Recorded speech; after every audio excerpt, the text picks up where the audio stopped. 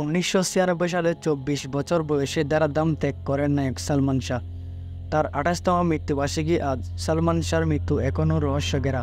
তিনি আত্মহত্যা করেছিলেন নাকি হত্যাকাণ্ডের শিকার হয়েছিলেন, এই প্রশ্নের উত্তর এখনও মেলেনি।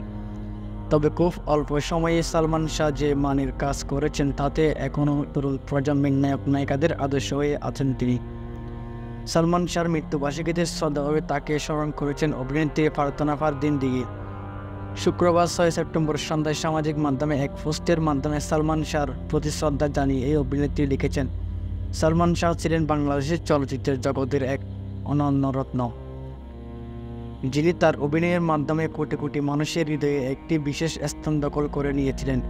তার প্রতিটি চরিত্র, প্রতিটি দৃশ্য ছিল এক একটি জীবন্ত অনুভূতি, যা আমাদের হাসি, কান্না, সুখ দুঃখের অভিজ্ঞতা ভাগাভাগি করেছিল।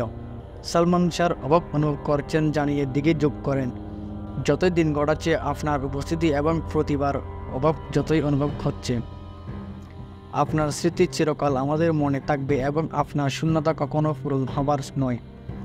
সালমান শাহ আমাদের অশ্রুশক্তি, চোখে ও হৃদয়ে চিরকাল বেড়ে থাকবেন। প্রতি আমাদের গভীর শ্রদ্ধা ও ভালোবাসা আজও অমিল।